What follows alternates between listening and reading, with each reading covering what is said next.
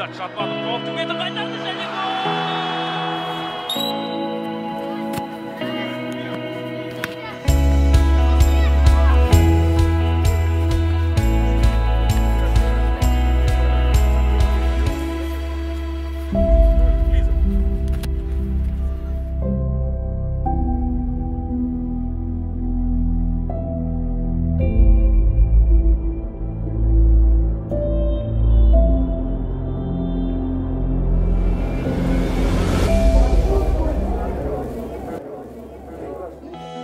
Арван ағайлар кімдер?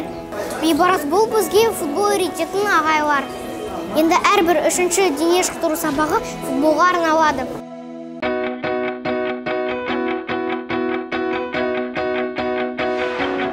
Футбол сабағы. Бұл Қазақстан футбол федерациясы мен білім және ғылым министрлігінің қанатқақты жобасы. Бастауыш сынып оқушыларына арналған жоба еліміздің 214 мектебіне енгізілді. Мақсат балалардың денсаулығын нығайтып, мамандандырылған футбол мектептеріне қабілетті балаларды іріктеп алу. Жобаға тыңғылықты дайындық жүрді. Әдістемелік база қалыптасты. Арнайы шеберлік сабақтарын Астана, Тараз, Ордабасы, Ертіс, Қайсар, Шахтер және Жетісу футбол орталықтарының Қайрат футбол академиясының бапкерлері өткізді.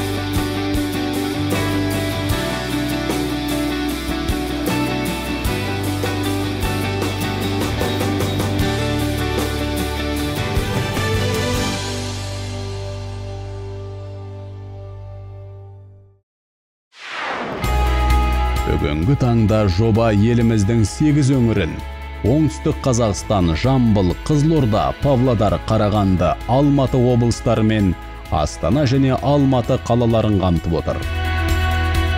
Футбол сабағы. Қазақ футболының жарқын болашағына бастар жол.